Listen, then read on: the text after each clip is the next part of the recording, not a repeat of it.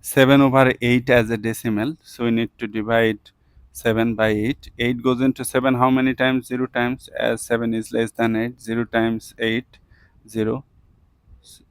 Subtract 7.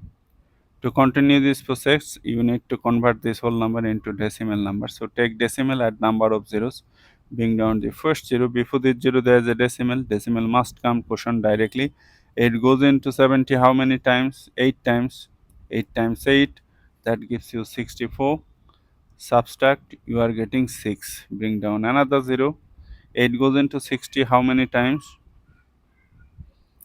Okay, 7 times, and you will get 56. 7 times 8, 56. Subtract, you are getting 4. Bring down another 0.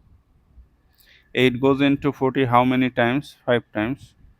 5 times 8, that gives you 40.